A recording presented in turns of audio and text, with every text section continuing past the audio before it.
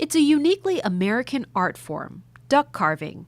Don Briddell is one of the best duck carvers in the world.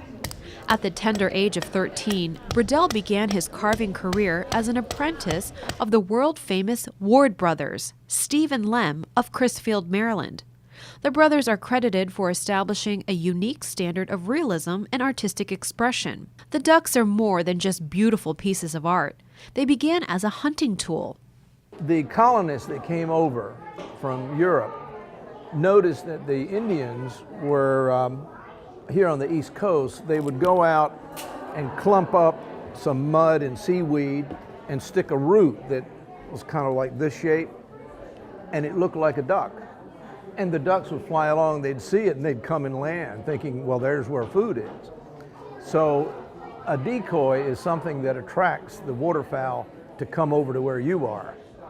And it works. It really works amazingly. In addition to carving decoys, Don was also an avid hunter. But he says years of carving made him think twice about the sport. I gave up hunting when I had an epiphany down in the Andes about what am I doing shooting these beautiful things. These are just incredible creatures. So I gave away my guns and I quit doing it. And I feel like now this is atonement for those years of hunting. And hopefully I'll work off that karma eventually. Briddell's work has even been featured in the Smithsonian.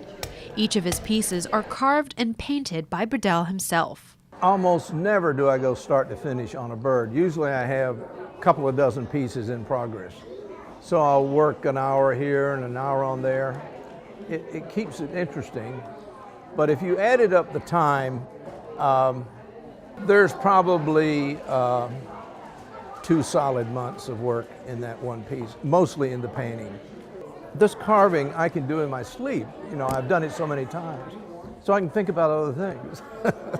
In fact, he's been thinking about field theory and physics? At this point, I'm easing off on the bird carving and picking up work I was doing in college on field theory and physics. So I've continued working with that all these years, and now I'm writing a book on the results of that research. Briddell continues to carve, however, and estimates there are about 100 full-time professionals and another 5,000 amateur duck carvers in America. He's been around long enough to see the rise and fall of this American art form. In the first early shows, no matter what I put on the table and almost whatever price I put on it, it was gone. Now the major collectors have got their work. So it's definitely over its peak in terms of urgency, but there's still a lot of people doing it.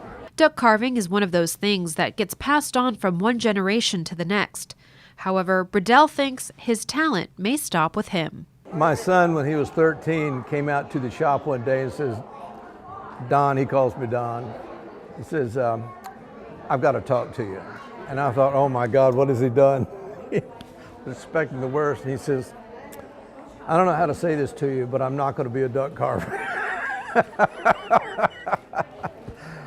I said, thank goodness. For Parks Wreck and Roll, I'm Crystal Park in Boyds, Maryland.